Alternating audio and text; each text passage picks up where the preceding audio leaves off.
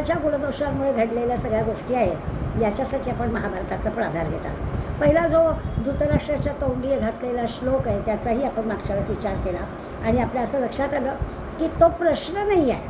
म्हणजे धृतराष्ट्राच्या तोंडी असणारा संजयाचा आपल्याला दिसायला असं दिसतं की संजयाला त्यांनी विचारलं, पण आपल्या लक्षात असं आलं की त्याचा प्रश्न नाही आहे, जणू की हा आक्षेप घेतलेला आहे की ते पांडव आणि माझी काय करताय.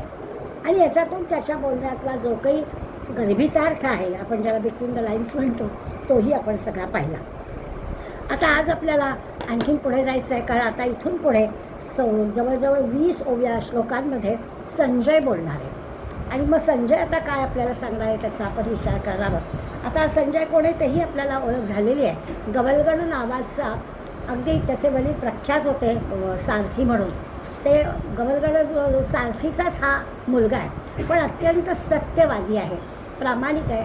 पांडव असू देत कौरव असू देत सगळ्यांबद्दल त्याला आदराचा प्रेमाचा विषय आहे असं आपण पाहिलं. थोडं असं आहे की व्यासांनी त्याला काही शिक्षण दिलेलं आहे, यांनी ही सगळी साधना केलेली आहे, तपश्चर्या केलेली आहे.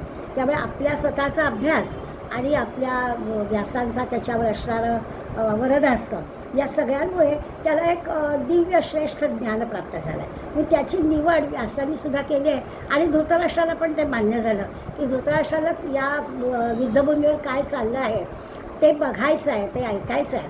आणि त्याला व्यास द्यायला तयार होतं आहे दिव्य दृष्टी, पण त्यांनी सांगून टाकलं की नाही नाही, माझ्याच मुलांमधला हा सगळा युद्धाचा भाग मला बघवणार नाही, त्यामुळे मला काही दिव्य दृष्टी देऊ नको.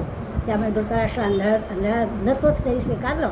आणि मग त्याला बातम्या कळाव्यात एवढ्यापुरतंच. थोडं आपलं पण असंच होतं, काही घटना घडल्या ना की दूरदर्शनवरच्या त्या बातम्या असतात तर त्या सारख्या आपल्यावर एकापाठोपाठ एक धडाधडा येत असतात.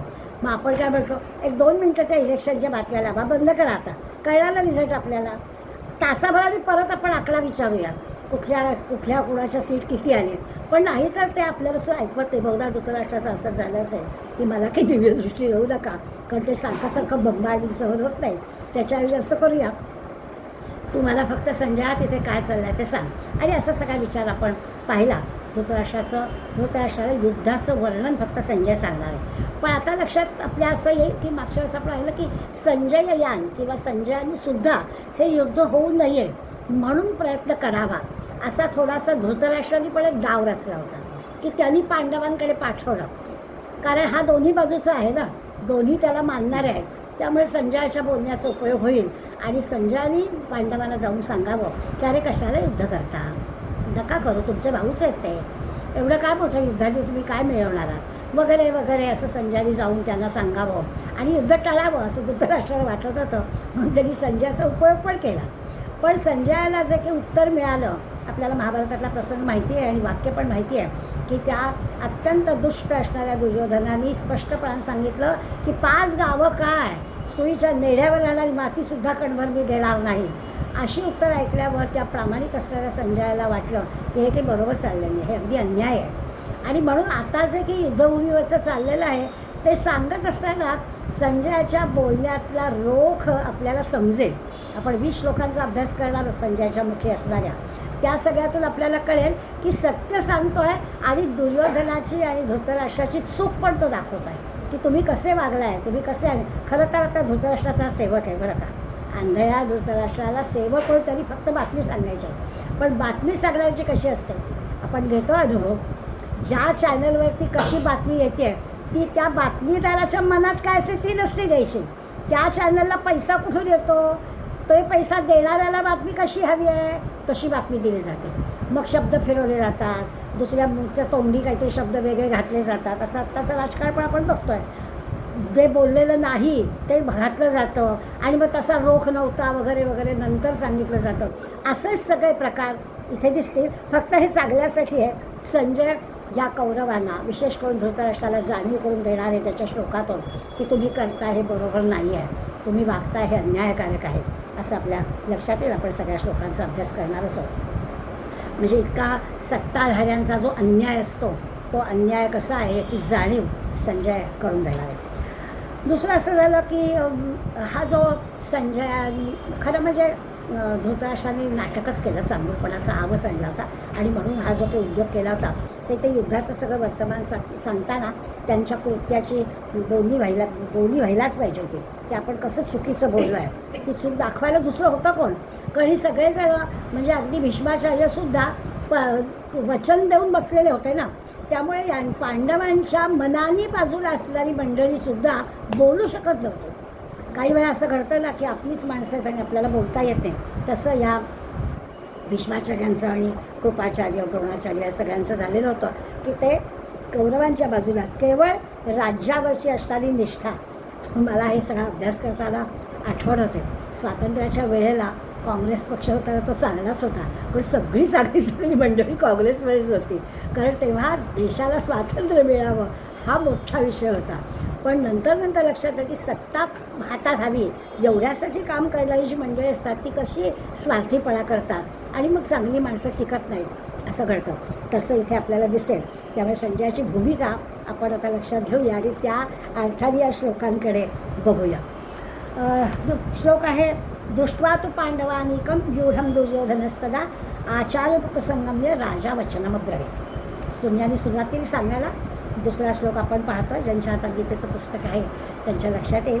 आणि मग संजय उवाच म्हटल्यावर तदा म्हणजे त्यावेळी, म्हणजे आधीच्या श्लोकात झालेलं आहे ना. आता आपण पाहिलं होतं की 10 दिवस युद्ध झाल्यावरती हा प्रश्न निर्माण झाला आहे. कधी पडला धृतराष्ट्राला हा प्रश्न?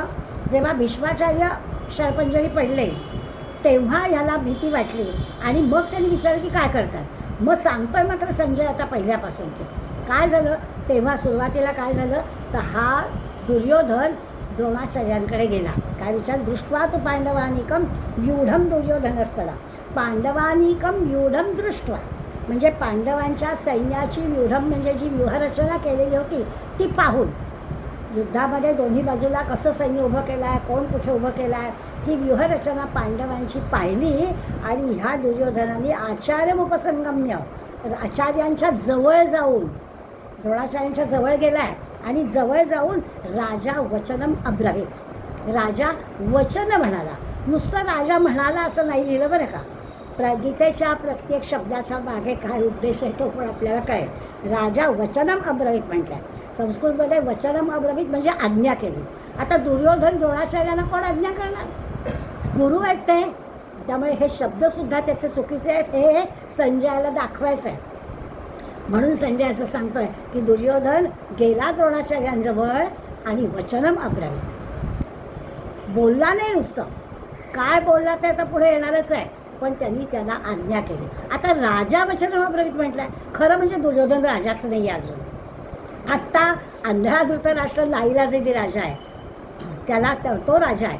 त्यामुळे राजांनी आज्ञा केली तर समजू शकतो आपण, परंतु हा राजा नसून सुद्धा राजासारखं जणू काही मीच राज्य चालवतो आहे अशा भूमिकेतून या दुर्योधनाने हे असं केलं आहे. त्यामुळे श्लोकाचा अर्थ आपल्याला कळेल. त्यावेळी म्हणजे ज्या वेळेला दोघं जण युद्धभूमीवर आले त्यावेळी, 10 दिवसांपूर्वी दोघं जण युद्धभूमीवर आलेले आहेत त्यावेळी तदा काय झालं तर ही पांडवांची व्यूहरचना पाहिली आणि द्रोणाचार्यांच्या जवळ जाऊन दुर्योधनाने आज्ञा केली.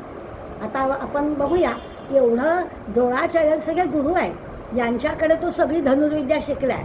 द्रोणाचार्य हे कौरव पांडवांचे गुरु आहेत आणि अशा गुरूंसमोर हे असं बोलायचं, वयानं ज्ञानानं सगळ्या दृष्टीनं द्रोणाचार्य श्रेष्ठ आहेत या दुर्योधनापेक्षा. आणि त्यांनी शिकवलेलं असतं त्यांच्यासमोर हे असं वागणं म्हणजे खरं तर कृतज्ञतापूर्वक काहीतरी मनावरती किंवा शब्दांमध्ये नम्रता घेऊन असं जाऊन विनंती करायला हवी होती. द्रोणाचार्य कौरवसेनेचे प्रमुख आहेत ना, तर त्यांना जाऊन ह्याला विनंती करणं आवश्यक होतं. वचनम अब्रवीत म्हणजे काय असं खरं हवं. अत्यंत आदराने अत्यंत नम्रपणाने त्यांनी जायला हवं होतं. आपल्याकडे संस्कृत सुंदर सुंदर सुभाषित आहेत. अभिवादनशीलस्य नित्यम वृद्धोपसेविना. नित्यम वृद्धोपसेवा, नित्य नेहमी वृद्धांची सेवा करणारे आणि कसे अत्यंत नम्रपणानं नमस्कार करून वृद्धांची सेवा करणारे. चत्वारी तस्य वर्धन्ते. 4 गोष्टी त्यांच्या वाढतात. आयुर्विद्या यशोबलम, आयुष्य वाढतं, बुद्धी वाढते, आपलं धन वाढतं आणि शक्ती पण वाढते. अशा 4ही गोष्टी जो कोणी वृद्धांची सेवा करतो त्याला मिळतात असं सुभाषितकार सांगतात. आणि इथे आपल्याला उलटच दिसतं. हा दुर्योधन अशा पद्धतीने आला आहे की वृद्ध मंडळींचा किंवा द्रोणाचार्यांबद्दलचा त्याला आदरच नाही आहे असं तो दाखवून देतो आहे. दुर्योधनाचं हे जे वागणं आहे ते आता संजय वर्णन करणार आहे. वेगळंच आहे, त्याच्या कुणालाही न पटणारं असं वागणं आहे. खरं तर दुर्योधन शूर होता, नाही अशातला भाग नाही, बरोबरीनं पांडवांच्या बरोबरीनं होता, पण तरी देखील वागणं बरोबर आहे. माणसाजवळ खूप बुद्धी आहे तर खरं म्हणजे आपल्याकडे ज्या फांदीला फळं लागलेली असतात ती फांदी नम्र होते, ज्या फांदीला फुलं असतात ती फांदी नम्र होते. तसं ज्याच्याजवळ अधिकाधिक गुण आहेत, ज्याच्याजवळ अधिकाधिक पदव्या आहेत, ज्याच्याजवळ अधिकाधिक सगळ्या गोष्टी, त्यांनी नम्रच असायला पाहिजे. त्याच्या उलट याचं झालं, स्वतः गुरूंशी वर्तन करताना हा नीट वागला नाही. आता पांडवांनी उभी केलेली व्यूहरचना काय बघायला सांगितलं द्रोणाचार्याला, काय मिळाला तर पांडवांनी काय व्यूहरचना केली ती बघा बरं का. आता गीतेत वापरलेला शब्द मगाशी म्हटलं तसं राजा आहे, राजाची आज्ञा आहे द्रोणाचार्यांना. युद्धामध्ये असं असतं की कोणाशी बोलायला जातोय पहिलं स्थान कोणाला, आपल्याकडे असं मान द्यायचा असला तर आधी मान कोणाला द्यायचा, त्या पहिल्या नंबरला फार महत्त्व असतं. तसं युद्धभूमीवरती राजा कोणाला भेटायला गेला याला फार महत्त्व आहे. त्यावेळी द्रोणाचार्यांकडे गेला त्यामुळे सगळ्यांचं लक्ष गेलं की हा काय सांगायला जातो आहे. परंतु अजूनही खरं म्हणजे तो राजा नाही. त्यामुळे त्याची जी काही ही कृती आहे ती कृती खरं म्हणजे सगळ्या मोठ्या मंडळींच्या दृष्टीनं आक्षेपार्हच आहे की हा कसा स्वतःला अगदी राजा म्हणवतो आहे आणि द्रोणाचार्यांना भेटायला जातो आहे. त्यामुळे स्वाभाविकच असं झालं की हे काही सगळ्यांना पटणारी गोष्ट नव्हती. प्रत्यक्ष युद्ध सुरू व्हायचं आहे. आता आपण ना दुसऱ्या बाजूला महाभारतात सांगितलेल्या गोष्टीचा मुद्दाम इथे विचार करूया की आपण दुर्योधनाचं जर पाहिलं की अगदी उद्धटपणाचं दिसेल अशा पद्धतीनं द्रोणाचार्यांजवळ तो गेला आहे. त्या उलट पांडव जेव्हा युद्धभूमीवर आले तेव्हा महाभारतामध्ये पांडवांच्या कृतीचं वर्णन करतायत. ते मात्र असं सांगतायत की धर्मराज युधिष्ठिर अंगावरती चिलखत वगैरे घातलेलं होतं, युद्धभूमीवर आला ते चिलखत उतरवलं आणि कौरवांच्या बाजूला असणाऱ्या द्रोणाचार्य, भीष्माचार्य, कृपाचार्य या सगळ्यांना नमस्कार करायला गेला. तो गेल्यावर पाठोपाठ चारी भावंडं पण गेली आणि युद्धभूमी आहे, कौरव पांडव दोन्ही बाजूला शस्त्रधारी सैन्य आहे. निर्भीडपणानं या सगळ्या मंडळीला नमस्कार करायला हे पाचही पांडव गेले. कृष्णही त्यांच्याबरोबर होता. एकाची हिंमत झाली नाही की निशस्त्र नियम होते, युद्धाला नियम होते, निशस्त्र असणाऱ्यावरती आघात करायचा नाही. आणि बहुधा कौरवांच्या बाजूला जरी मंडळी असली तरी नियमांचं पालन केलं आणि याची सगळ्याची जाणीव यांना होती. त्यामुळे अत्यंत निर्भयपणानं पाची पांडव कृष्णासह सगळेजणं कौरवांच्या बाजूला जिथे कौरवांचं सैन्य उभं आहे तिथे जाऊन ह्या सगळ्या लोकांना अभिवादन केलं, नमस्कार केला. सगळे स्तंभित झाले. इकडे दिसतंय दृश्य वेगळं, हा उद्धटपणाने काठरपणाने द्रोणाचार्यांना भेटायला जातो, वचनम अब्रवीत असं म्हटलं आहे. आणि इथे उलटं आहे, पांडव अत्यंत निर्भयपणानं या सगळ्यांना नमस्कार करायला गेलेले आहेत. ज्यालाही तरी म्हणजे निशस्त्र आहेत पण हिंमत पण कोणाची झाली नाही आणि ह्यांनाही भीती वाटलेली. दोन्ही बाजू आहे, कोणाची हिंमत झाली नाही की ह्यांना शस्त्र नाही येतं, आत्ता त्यांचं कामच करून घेऊया ना, काही प्रतिकारच होणार नाही आहे. पण असं कोणीच केलं नाही. छानपैकी सगळ्यांजवळ गेले आणि त्यांनी सगळ्यांना नमस्कार केला. कृपाचार्य, मामा शल्य हे पण तिथे होते. मुद्दामून महाभारतात या सगळ्यांचा उल्लेख केला आहे की भीष्माचार्य द्रोणाचार्य होतेच पण मामा हे नातं जरा वेगळं असतं ना, पण मामा पण शत्रूच्या बाजूला उभा आहे, मामाला पण वाकून नमस्कार, तुझे पण असे, आणि सगळ्यांनी विजयी भव असं तोंडभूल आशीर्वाद दिला. ही पण मोठी आपल्याला गंमत वाटते की म्हणजे शत्रू पक्षात आहे पण नमस्कार करायला आल्यानंतर विजयी भव असेच उद्गार येणार. मनामध्ये असो काय काही असो परंतु प्रत्यक्ष मात्र सगळ्यांना विजयी भव असा आशीर्वाद त्यांना मिळाला. उलट दुर्योधनाचं आपण पाहिलंच आहे. त्यामुळे खरं तर इकडे विचार केला तर कौरवांचं सैन्य पांडवांपेक्षा कितीतरी पट आहे. इकडे जसे रथी महारथी पराक्रमी शूरवीर आहेत तिकडे पण सगळेजण असं आहे. फक्त होतं आहे काय की या सगळ्या बाजूला कुठेतरी अपराधीपणाची एक शंका आहे मला की आपण अन्यायाने वागलो आहे, आपण चुकीचं वागलो आहे, आपण स्वार्थीपणा केला आहे. हे नाही म्हटलं तरी कौरवांच्या बाजूला आहे, आपण करतो ते बरोबर नाही आहे, पण सत्ता लोलूप असल्यामुळे आपल्याला ते करायचं आहे हा थोडासा विचार. आणि मग द्रोणाचार्यांसमोर हा जो काही उभा राहिला आहे त्याच्या मागचा मनातला भाव हाच आहे की आता त्याच्या पायाखालची वाळू घसरली म्हणतो ना तसं झालं आहे की आत्तापर्यंत झीक होतो पण आता हे सगळेजण यांना आशीर्वाद देत आहेत आणि हे सगळं काय चाललं आहे. जरी आपली संख्या खूप असली तरीसुद्धा आता थोडंसं त्याला भय वाटायला लागला आहे असंही संजयाच्या बोलण्यातून आपल्याला कळेल. भीष्माचार्य द्रोणाचार्य मनाने आपल्या बाजूला नाही आहे हे पण दुर्योधनाच्या लक्षात आलं आहे की दिसायला आपल्याला दिसत आहे पण हे मनाने पांडवांवरच प्रेम करणार आहे. यापूर्वीसुद्धा बालपणापासून आपण पाहतच आलेलो आहोत आणि स्वाभाविक आहे ना, नातवंड आपलीच पण गुणी आहे, त्या स्वाभाविक गुढी नातवंडावर जर जास्त प्रेम केलं जाणारच. अभ्यासात बालकं कमी पडले तर नाही तुला खाऊ देते पण आधी एवढं कर म्हणून आजी त्याला हे करणारच. असं जसं आहे तसं भीष्माचार्यांनी सुद्धा कौरवांना या पद्धतीने लहानपणापासून वागवलं आणि पांडवांची बाजू घेतलेली आहे कारण होतीच ती मुलं गुणी, त्यामुळे असं झालं.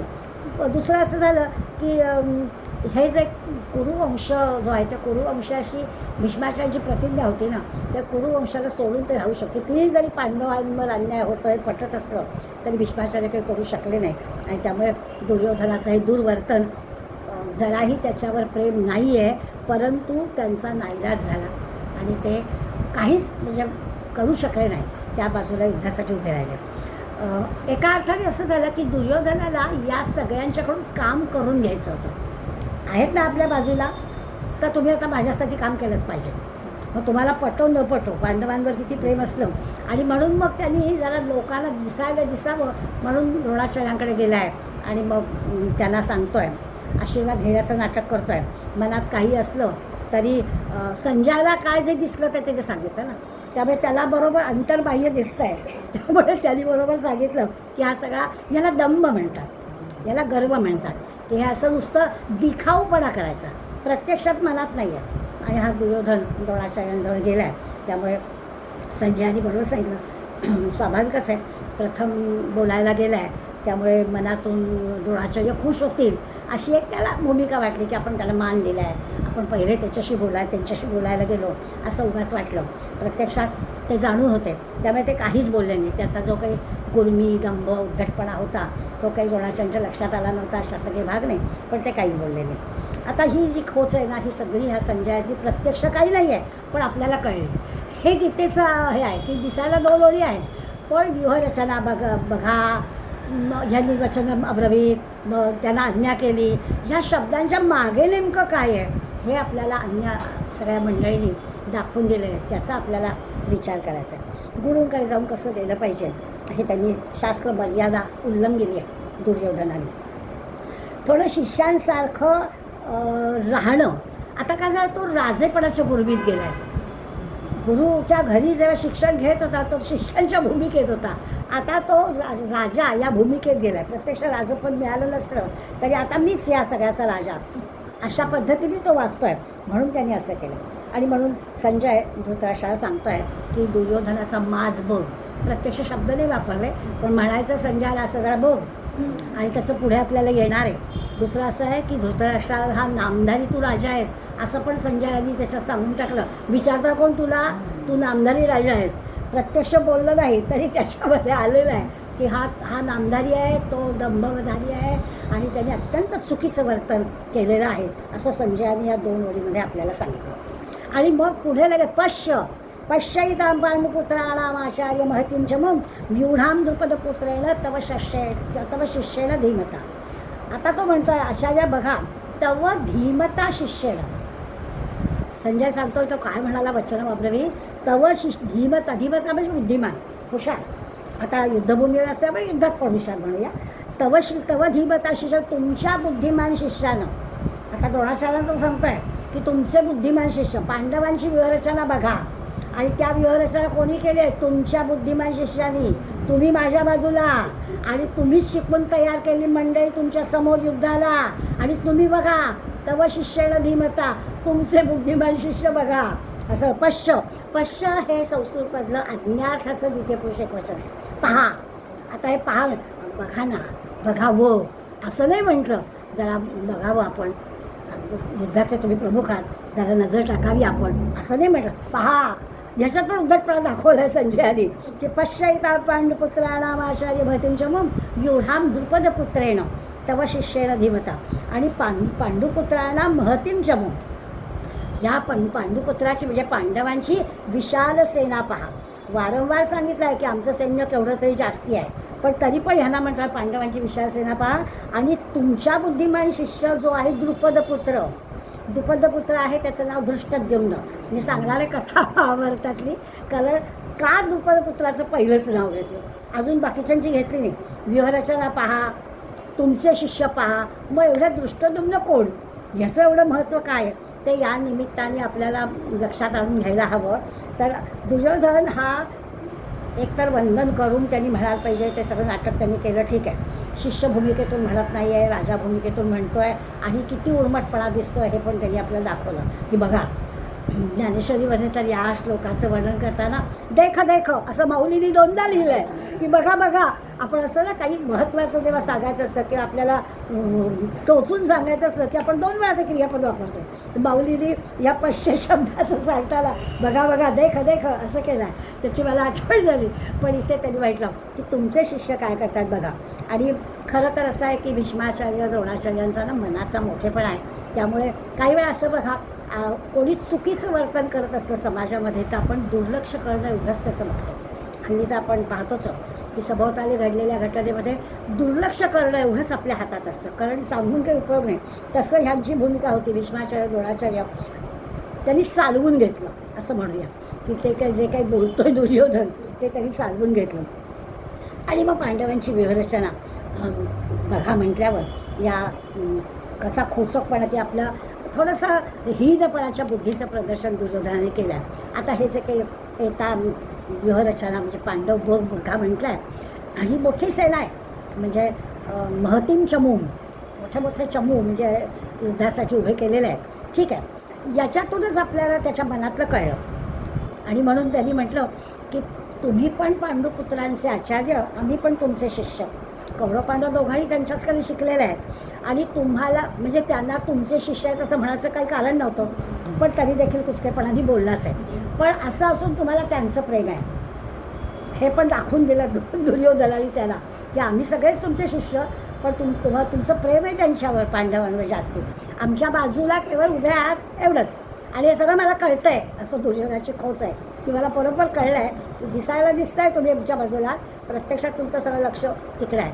आपल्या घरी गंमत असते, आजोळी आपण गेलो ना की मुलींची मुलं आलेली असते ना सुट्टीला, की ती मुलांची मुलं मग आता कशी आजी खुलली असं मला हे वाचता वाचता आठवण होते की आम्ही गेलो मावाकडे की आमच्या आजीने आता असं काय रोजची रातवाडलं ती असतात हीच पाहुणी आलेली असतात, थोडंसं होतं असं आजीकडून, पण लगेच ते तसं इथे पण त्यांनी म्हटलं की ते बघा बघा तुमचे पण हे काही असं इतकं साधं नाही आहे, हे आपलं घरातल्या घरात ठीक आहे गंमत म्हणून, पण हे अगदीच युद्धभूमीवर आहे. त्या द्रुपदपुत्र यांनी हा पांडव सेनेचा व्यूह रचला आहे. हा द्रुपदपुत्र काय याची आपण थोडीशी माहिती करून घ्या. हा राजा द्रुपद जो आहे तो आणि द्रोणाचार्य हे दोघं मित्र होते आणि एकाच गुरुगृही शिक्षण त्यांचं चाललेलं होतं.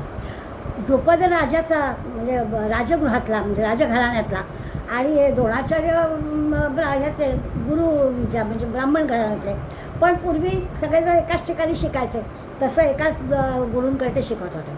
आणि मग नेहमी बोलणं व्हायचं तेव्हा द्रोणाचार्य म्हणायचं तू अशी मोठी मोठी महत्त्वाकांक्षा घेऊ शकतोस, कारण किती झालं तरी तू राजघराण्यातला आहेस, त्यामुळे तू जी काही महत्त्वाकांक्षा ठेवशील ती तुझी पूर्ण होईल. आम्ही गरीब ब्राह्मण घरातले आहोत.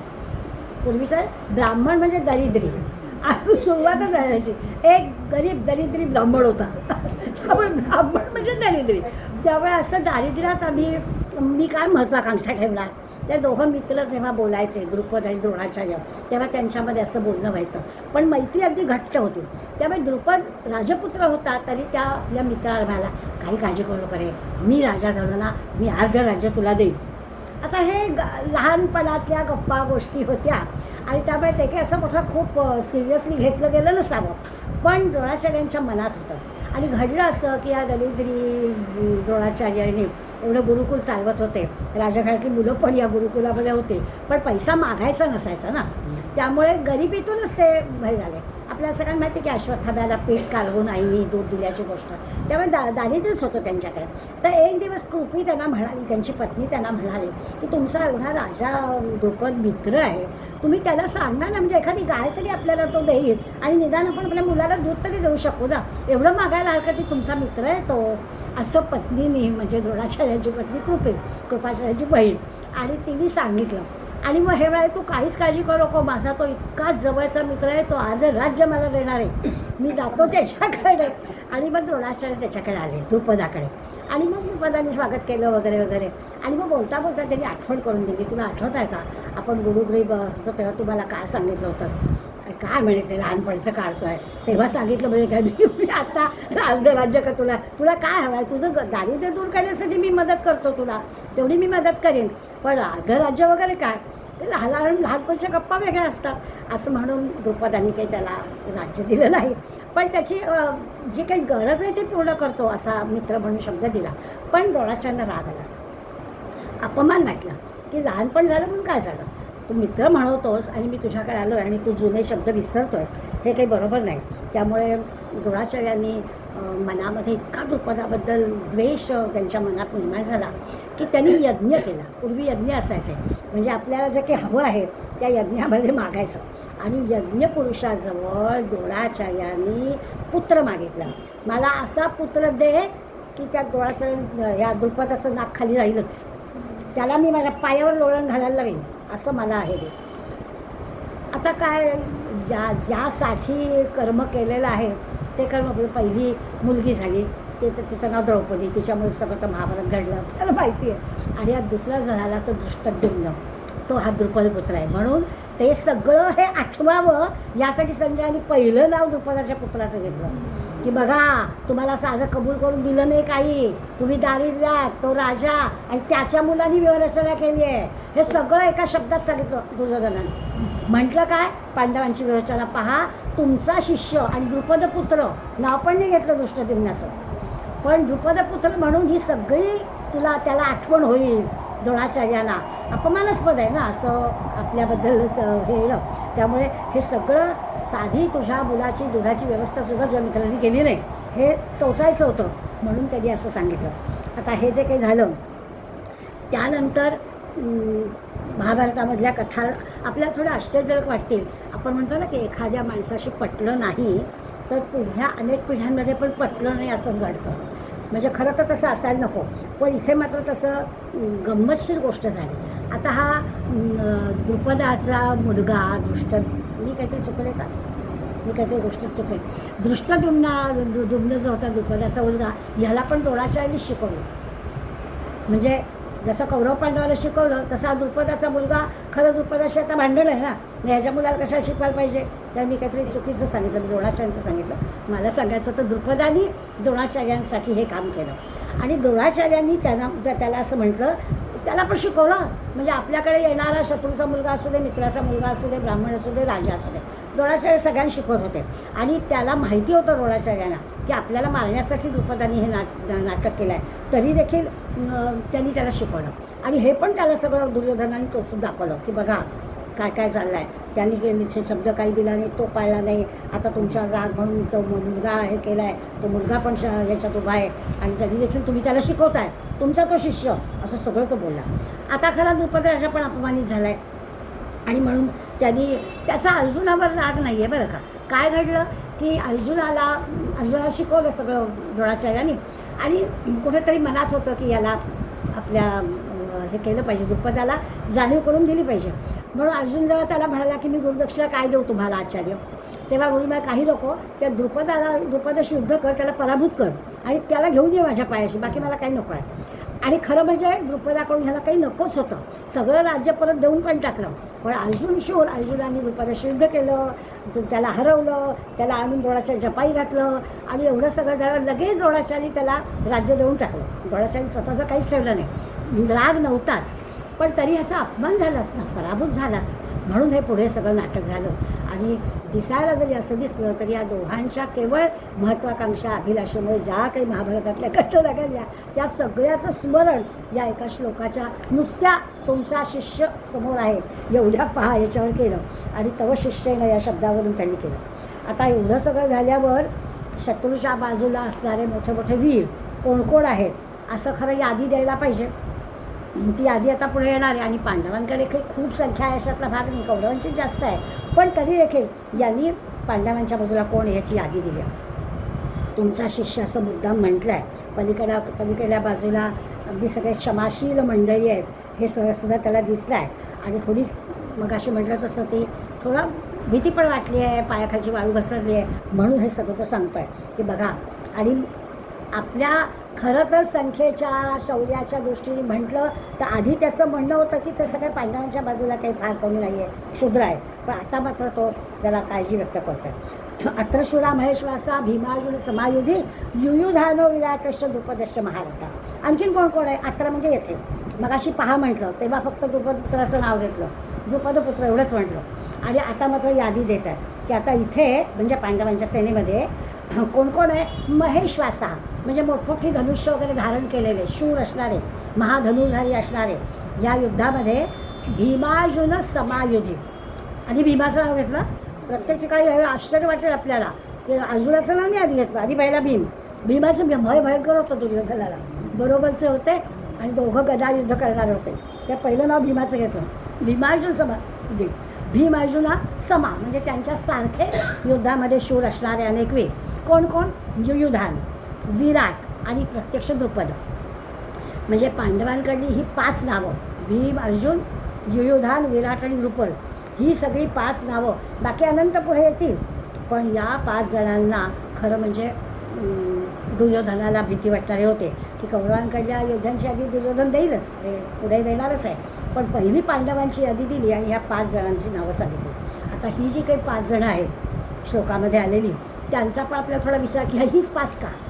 आपल्याला गीतेचा अभ्यास करायचा म्हणजे असा करायला हवं ना की का बरं त्या दुर्योधनांनी हीच 5 नावं का घेतली असतील? आणि संजय मोठा अगदी सांगतो आहे की अरे तो काय म्हणाला, द्रोणाचार्यांजवळ जाऊन काय म्हणाला, तर पांडवांची व्यूहरचना बघा, तुमच्या द्रुपदाने तुमच्या शिष्यांनीच केलेली बघा, आणि मग हे 5 जणं पण तिथेच आहेत समोर, ते बघा, असं म्हटलं की हे 5 का?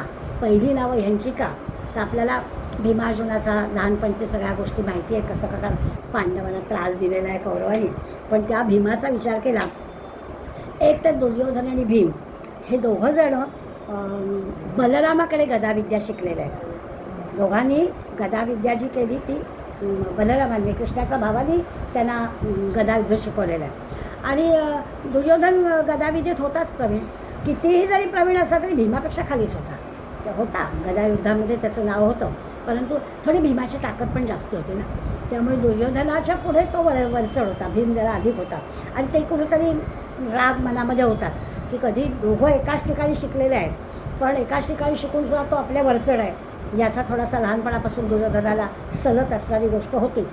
म्हणजे प्रतिस्पर्धीच असंच ठरलेलं होतं ना. आणि त्यामुळे एकाच क्षेत्रामध्ये 2 माणसं असली ना की ते एकमेकांचा द्वेष करतात, की तो पुढे जातो तर त्यांना पसंत आहे. अगदी जगराहटी आहे की एकाच क्षेत्रामध्ये दोघं असली की ते खेचायचं. अगदी सख्या बहिणींचं पण आपण अनुभव घेतला आहे, त्यामुळे ह्याच्याबद्दल बोलायलाच नको.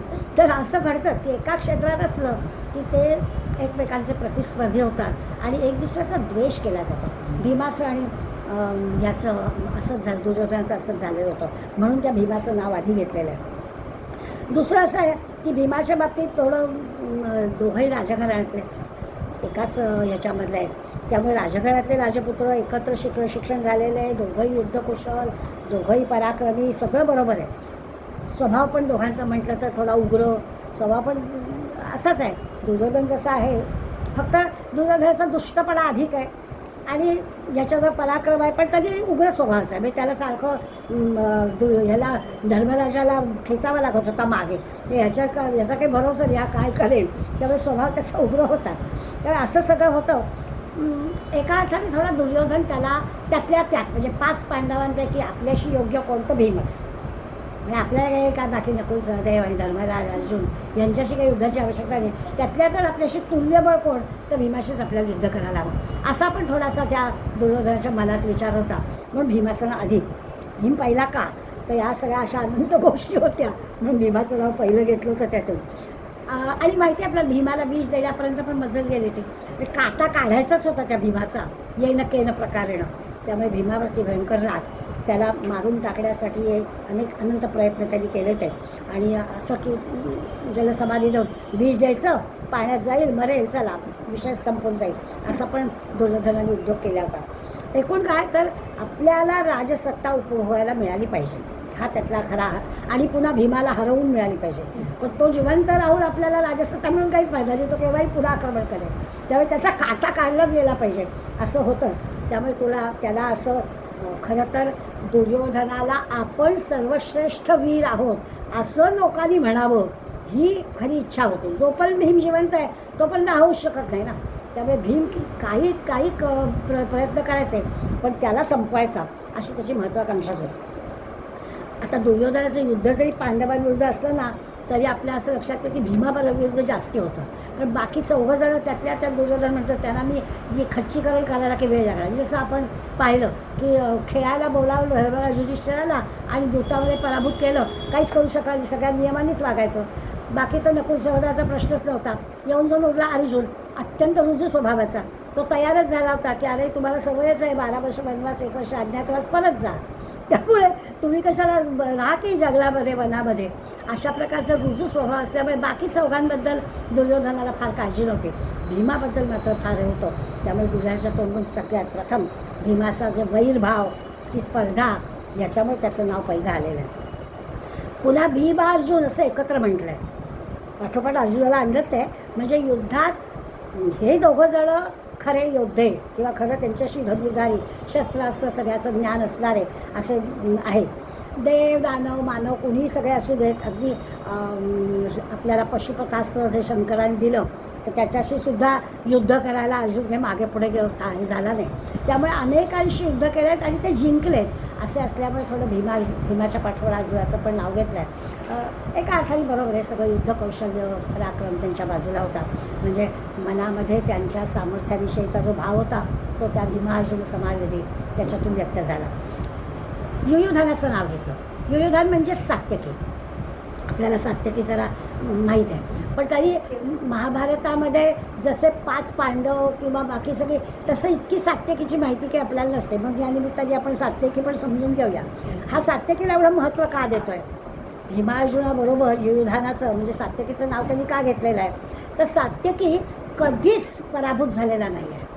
हे त्याचं महत्त्वाचं आहे की सात्यकी इतका पराक्रमी आहे, तो कुणाशीही कधीच पराभूत झालेला नाही आहे. त्याचा एक विचार दुर्योधनाच्या मनात आहे म्हणून त्याचं नाव घेतलं आहे. पुढे येणार आहे आपल्याला जेव्हा सगळ्यांचे शंख फुंकले जातील ना, आपल्या पहिल्याच अध्यायात आहे प्रत्येकजण शंख फुंकून युद्ध सुरू करतो त्यावेळेला पुन्हा वर्णन येईल त्याच्या शंखाचं नाव अपराजिता आहे. अपराजिता सात्यकी असं वर्णन आहे, कारण तो कधीच कोणाशी पराभूतच झाला नाही आहे. त्यामुळे दुर्योधनाला त्याचं नाव घेणं भाग होतं. आता हे सगळं तो द्रोणाचार्यांना सांगतो आहे असं संजय वर्णन करतात की तो द्रोणाचार्यांजवळ आला आणि तो काय म्हणाला तर तो असं म्हणाला की यो बघा ते हा बघा तुमचा शिष्य आहे आणि हे दोघं हे 5 जण आहेत. म्हणजे प्रत्येक ह्याच्यात त्याला खोचकपणा दाखवायचा आहे की तो अपराजिता जो आहे तो आता पहिल्या ह्याच्यात उभा आहे आणि तो तुमच्याशी युद्ध करणार आहे. मला सात्यकीला सुद्धा द्रोणाचार्य शिकवले धनुर्विद्या, तोही त्यांचा शिष्य आहे. ते कुठेही जा तुमचे शिष्य आहेतच, तुम्हीच ज्याला तयार केलं आहे त्यांच्याशीच तुम्हाला युद्ध करायचं आहे आणि तुमच्याबरोबर ते युद्ध करायला उभे ठाकले उपयोग काय? तुम्ही एवढं ज्ञान दिलात त्याचा, आपल्याच ज्यांनी ज्ञान दिलं त्याच्यात पुढे युद्धाला असं शहाणपणा शिकवण्याचा दुर्योधनाचा विचार आहे. तो काय करतो आहे हे नाही त्याला दिसत आहे, पण पांडव काय करत आहेत ते तो आवर्जून सांगत आहे. आता याचं नाव घेण्यामध्ये आणखीन एक खोचकपणा असा आहे, तुमचा शिष्य वगैरे सांगितलंच, तो तुमच्या शिष्याचा शिष्य आहे असं पण म्हटलं आहे. तुमचा शिष्यच काय म्हणजे साधं हे आहेच, तुमच्या विरोधात उभा असणारा शिष्याचा शिष्य आहे. म्हणजे काय तर हा सात्यकी यादवांच्या कुळातला आहे, म्हणजे कृष्णाच्या कुळातला आहे. यादवांचं कुळ म्हणजे कृष्णाचं. जसा संजयाबद्दल आपण म्हटलं की अत्यंत सत्यवादी आहे, प्रामाणिक आहे, तसं ह्याच्याबद्दल पण म्हटलं जातं की धनुर्विद्या त्यांनी यादव कुळात असल्यामुळे कृष्णाकडून शिकले. कृष्णाने जी काही विद्या दिली ना ती भक्तीच्या आणि सेवेच्या माध्यमातून दिली. म्हणजे पराक्रमी जरी असलं तरी अंतःकरणात भाव आणि सेवा असलं पाहिजे, अशा पद्धतीने यादव कुळातली मंडळी आहे.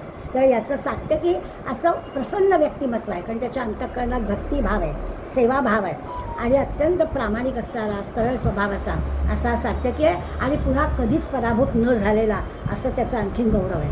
आता जेव्हा संजय कृष्ण जेव्हा शिष्टाई करायला आला होता, म्हणजे युद्ध होऊ नये असं संजयाने आणि कृष्णाने दोघांनी प्रयत्न केले ते, तसा कृष्ण पण कौरव सभेमध्ये आला आणि तुम्ही अर्ध राज्य नको पण निदान 5 गावं त्यांना द्या, कुठलीही 5 गावं द्या, तुम्हाला हवी ती 5 गावं द्या असं सांगायला कृष्ण आला होता.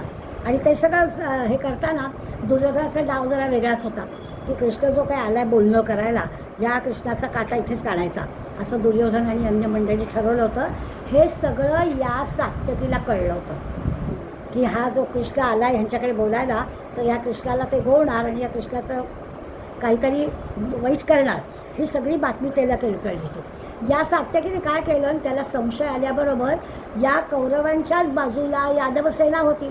कृष्णाने दुर्योधनाला सांगितलं, मी हवाय का सेना हवी आहे. मग तो म्हणाला, हा एकटा आणि त्याचं पुन्हा शस्त्र नाही हातात, करायचं आहे काय, शस्त्र घेणार नाही, मी युद्ध करणार नाही, मग मी हवाय का सेना हवे. त्यामुळे अर्जुनाने मला भगवंत हवा म्हणजे कृष्णच हवा म्हटलं, आणि हा म्हणाला मला बरंच झालं, मला सेनाच हवी आहे, करायचं आहे काय हदिशस्त्र घेऊन. त्यामुळे दुर्योधनाने सेना घेतली.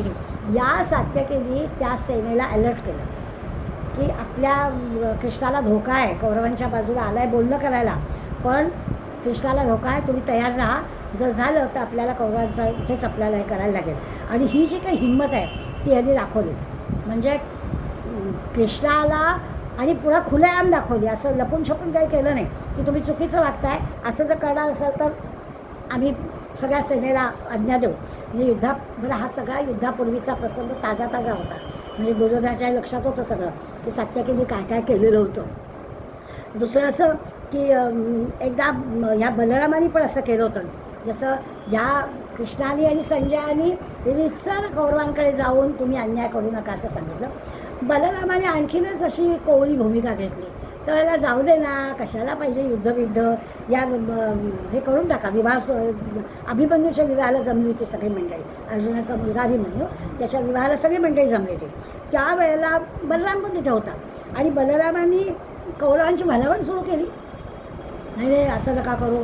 मग जरा धर्मराज युधिष्ठिर त्यांच्याशी बोलणं करावं, जरा दुर्योधनाशी वगैरे जरा बोलणं करा, आणि मग त्यांना काय नेमकं हवं आहे ते माहीत करा, रागवून काय होणार आहे, अशी काहीतरी बलरामाने भलावून सुरू केलं.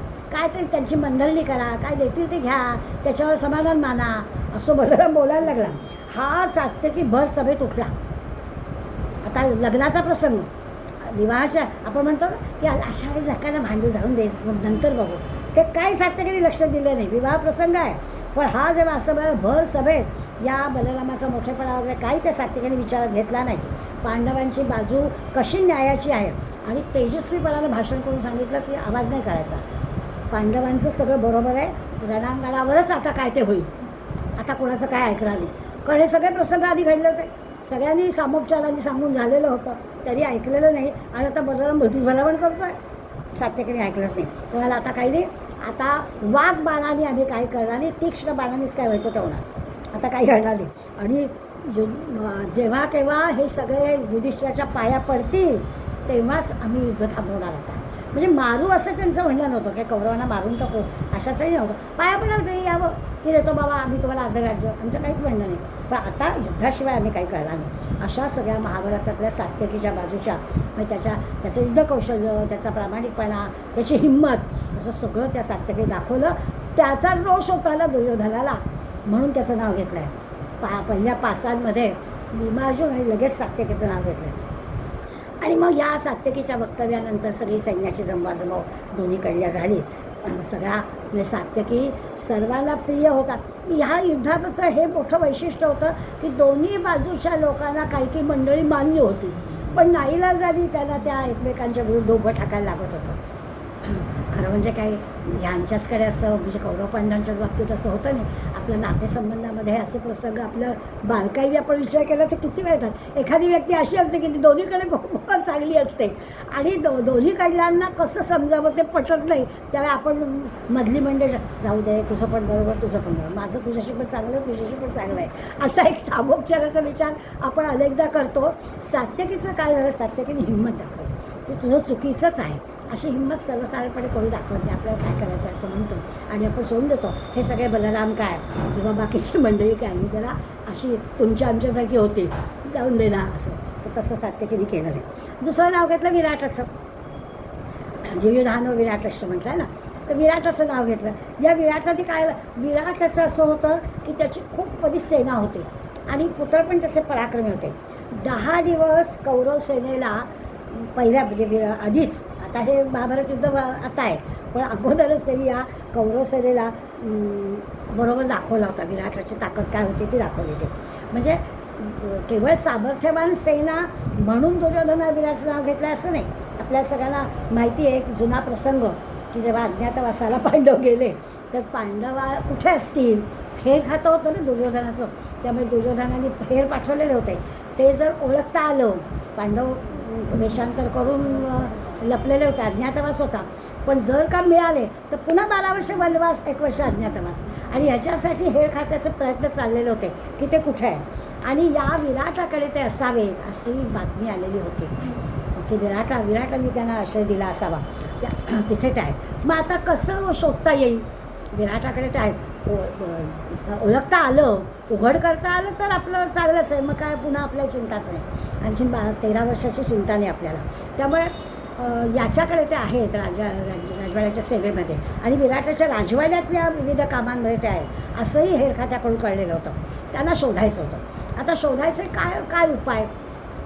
एक उपाय असा की त्यांच्यावरती आक्रमणच करायचं विराटावर. मग विराटावर हे केलं, आक्रमणच केलं की विराटाच्या मदतीला हे येतीलच आणि त्यांचं जे पराक्रम शौर्य आहे ते दिसलं की आपल्याला कळलं कोण आहे ते. त्यामुळे आता काहीतरी असा डाव करायला होता, म्हणजे काहीतरी खोडी काढायला हवी ती विराटाची, म्हणजे तो आपल्यावर आक्रमण केलं असा कौरवांचा डाव होता. त्यामुळे विराटावर आक्रमण करायचं ठरवलं. हेतू वाईट असला की काय होणार? हेतू वाईटच होता. पुन्हा 12 वर्ष वनवास, पुन्हा अज्ञातवासाला ह्यांना पाठवायचं हा हेतू त्याचा होता. म्हणजे त्यांचा अज्ञातवास संपायच्या आत हे सगळं व्हायला हवं होतं आणि संपत आला, तो वर्ष संपत आलेलं होतं. त्यामुळे त्याला कौरवांना घाई होती काय करायचं ते. विराट नगरामध्ये पूर्वी गाय ही संपत्तीचं लक्षण होतं. तर विराटाकडे खूप गायी होत्या. तर त्या विराटाच्या 1,00,000 गायी यांनी म्हणे पळवल्या. आता या गायींना परत मिळवायचं असेल तर युद्धच करायला हवं. खोडी काढायची ती कशी? राजाची खोडी काढायची. लाखो गायी पळवल्या आणि ह्या पळवल्यावर नक्कीच विराट आक्रमण करणार आणि विराट आक्रमण करताना हे आहेत ना त्याच्याकडे, त्यामुळे ते पण आपलं युद्ध कौशल्य पणाला लावणार असं करेल आणि विराटाच्या लक्षासाठी ते बाहेर येतील अशी खात्रीच होती. म्हणून त्यांनी हे उद्योग केला. आणि आत्ता की त्यांच्याजवळ सगळी शस्त्र नाही आहेत, बरं त्यांना लपून सगळं करायचं आहे, त्यामुळे त्यांना संपवणं आपल्याला शक्य आहे. आपल्याकडे युद्धाची तयारी आहे, त्यांच्याकडे काही युद्धाची तयारी नाही आहे. अज्ञातवासात आहेत, अस्त्रशस्त्र काही जवळ नाही आहेत त्यांच्या, त्यामुळे ते काही पुढे पडू शकणार नाही. त्यामुळे विराट नगरीवरती आपण चाल केली तर ही सगळी आपली कामं होतील आणि आपल्याला सुखाने सगळं कळेल. आता झालं असं, तिथे पराभव झाला आणि पराभव पण झाला. नुसता पराभव नाही झाला, संमोहन शास्त्राचा वापर केला आणि सगळ्या वीरांना पार संमोहन झोपून काढलं. नुसतं झोपून नाही काढलं, लज्जास्पद सगळ्या गोष्टी त्यांची वस्तूच काढून घेतली आणि लाज वाटेल अशी गोष्ट गेली. असा प्रसंग घडवला. काय हुशार माणसं होती की शस्त्राली नाही, अस्त्राली नाही, तर असं तरी लज्जित करून पाठवलं कौरवात. हे पण सगळं ताजंच होतं. त्यामुळे त्या विराटाचं नाव घ्यायची वेळ आली त्याला की हे सगळं ताजीच जखम होती ना. नुकतंच घडलं होतं की आपण करायला गेलो एक आणि घडलं बोलतंच. विचार काय होता की विराटाला काय 5 जणांची मदत लगेच ओळखता येईल, लगेच मारून टाकता येईल, पुन्हा वनवासात पाठवता येईल, असं सगळे हिमले रचलेले होते आणि घडलं भलतंच. त्यामुळे विराटाचं नाव त्यांनी घेतलं. म्हणजे त्याच्या मनामध्ये असं होतं की याचा पराभव झाला म्हणजे आत्ता ह्या महायुद्धामध्ये तर ते सगळं झुकलं जाईल. तर तो पण एक खोचकपणा होता की बघा विराट पण समोर आहे तुमच्या. आणि तिसरा द्रुपद. मग अशी आपल्याला गोष्ट पाहिली आहे, द्रोणाचार्यांच्या वध करण्यासाठी दृष्टद्युम्नाचा जन्म आहे. त्यामुळे त्या दृष्टद्युम्नानी व्यूहरचना केली. हे जसं सांगितलं तसं द्रुपदाचं पण त्यांनी सांगितलं की द्रोणाचार्यांच्या मनामध्ये राग निर्माण व्हायला हवा, हा त्याचा उद्देश आहे. द्रुपदाचं नाव घेतलं की द्रोणाचार्यांना राग येईलच, पण जुनं सगळं त्यांना आठवेल म्हणून द्रुपदाचं पण नाव घेतलं. बरं, जिच्यामुळे महाभारत घडलं ती द्रौपदी पण द्रुपदाचीच मुलगी आहे. त्यामुळे द्रुपदाच्या एका नावात सगळ्या गोष्टी आपोआप येतील. हा द्रुपद पण तसाच पराक्रमी आहे. त्यामुळे सगळं असं स्मरण करून देणं, नाव नुसतं घ्यायचं नाही, त्याच्या मागच्या सगळ्या घटना द्यायच्या आहेत. हा द्रुपदाचा असं आहे की हा पांडवांचा सासरा आहे, द्रौपदी आहे ना. त्यामुळे नातं पण असं आहे की हा दोघं जण म्हणजे विराट हा अर्जुनाचा म्हणजे अभिमन्यूचा सासरा आणि हा द्रुपद पांडवांचा सासरा. आणि हे दोघं जण स्वाभाविकच आपल्या मुलींच्या सौभाग्याचा प्रश्न आहे, तेव्हा हे दोघं जण आपापली सेना घेऊन पांडवांच्या बाजूला आहेतच. असं सगळं युद्धाची तयारी आहे. स्वाभाविकच अगदी आता त्वेषाने ही सगळी मंडळी युद्धाला तयार झालेली आहे. सगळी दावं दुर्योधन सुरुवातीलाच घेतोय. अजून काही सेना पुढे सांगणार आहे. पांडवांच्या बाजूला आणखीन कोण कोण आहे ते वर्णन येणार आहे. पण या पाचामध्ये पहिली भीमार्जुन समायुधी आणि युधानो विराट द्रुपद ह्या 5 जणांमध्ये महाभारताच्या या सगळ्या प्रसंगांनी आपल्या लक्षात आलं की काय प्रकारचं दुर्योधनाचं द्वेष होता यांच्या मनामध्ये. आणि सगळ्या या गोष्टी आठवून तो द्रोणाचार्यांना सांगत होता. द्रोणाचार्यांचं वर्णन संजय पुढे करणार आहे की काही वेळा जेव्हा अशी दुष्ट माणसं बोलत असतात ना, त्यावेळेला ही जी विद्वान शहाणी माणसं असतात ती गप्पच राहतात, काही बोलतच नाही. याचा अर्थ त्यांना विरोध करायचा नसतो असं नाही आहे, त्यांच्याजवळ ती हिंमत नसते असाही त्याचा अर्थ नाही. पण आत्ता न बोलणं शहाणपणाचं असतं. अनुभव आपण घेतोच आहोत हल्ली. जे काही चाललेल्या घटना त्या घटनेनंतर शहाणी माणसं जी आहेत ती गप्प राहतात. आता त्या गप्प राहण्याचा परिणाम काय असतो तो आपल्याला महाभारतामध्ये दाखवला आहे. सत्याची बाजू कशी असते आणि म्हणून आपल्याला गीतेचा अभ्यास करायचा आहे की हे प्रसंग असे सारखे सारखे येतच असतात. महाभारत एकदा संपला आहे पुन्हा नाही असं नाही. ह्या अशा महाभारतातल्या घटना घडतच असतात. त्या वेळेला शहाण्या माणसांनी कशा पद्धतीनं आपलं आचरण ठेवलं हे सगळं कळण्यासाठी गीतेचा अभ्यास पुन्हा पुन्हा आपल्याला करायला हवा की खरं शहाणी माणसं कशी वागली. बऱ्याचदा असं होतं की आता आपल्याला दिसेल, काल मी एक पुस्तक वाचलं होतं स्वराज अभिषेकरांचं, त्याच्यात एक प्रसंग तरी दिला तो मला सारखा मनाला कालपासून टोचतो आहे की आपण एखाद्याला चांगलं करायला जातो. आता जसं कृतज्ञता म्हणून आपण मनात ठेवली पाहिजे. जर एखादा आपल्याशी नीट वागला, चांगला वागला, आपल्याला मदत केली योग्य वेळेला, तर त्यांनी आपल्याला स्वाभाविकच आयुष्यभर कृतज्ञ राहायला पाहिजे अशी कळत नकळत का होईना आपली अपेक्षा असते. आणि असं वागावं की अरे ह्यांनी आपल्या संकटात मदत केली. पण हाच जर आपल्या विरोधात निघाला तर आपल्याला जे वाईट वाटतं ते आपल्याला महाभारतात शिकायचं. वाईट वाटण्याचं कारण नाही आहे. आपल्याला जेव्हा मदत करायची होती त्याच्या संकटाच्या वेळेला तेव्हा आपण केली आहे ना. आता त्यांनी ती कृतज्ञता दाखवायची ते त्याचं काम आहे. आपण का वाईट वाटून घ्यायचं, ही गोष्ट पण आपल्याला शिकायची. आपली तिथे चूक होते. आपल्याला असं वाटतं की यांना मी मदत केली आहे, आता हा असं का आपल्याशी वागतो आहे आणि आपण उगाच दुःख करून घेतो. तो वागतोय ना चुकीचं, तू कशाला वाईट वाटून घेते. त्यांनी कसं वागलं पाहिजे हे महाभारत सांगणार आहे आणि आपण पण कसं वागलं पाहिजे ते पण सांगणार आहे. त्यामुळे आपल्याला ज्या वेळेला जे दुसऱ्याला मदत करायची वाटते ती करून टाकायची. त्यांनी ते रिटर्न त्याच्या वागण्यातून दाखवतील असं होणार नाही. म्हणजे झालं नाही तरी आपण वाईट वाटून घ्यायचं नाही. होणार नाही असं नाही. कृतज्ञता मनात असणाऱ्या पण पुष्कळ व्यक्तिमत्व असतात, आयुष्यभर ते कृतज्ञ राहतात. पण समजा असं घडलं, कोणी कृतज्ञपणाने आपल्याशी वागलं तरी देखील आपण त्याचं रिटर्न असं करायचं नाही. आपण मात्र हे सगळं गीता आपल्याला शिकवते. म्हणून गीतेचा अभ्यास करायचा आहे. आपला 2 श्लोकांचा अभ्यास झाला आहे. अजून यादी आहे ती आपण ती यादी पुढल्या वेळेला बघूया. आज ते सांगूया. धन्यवाद.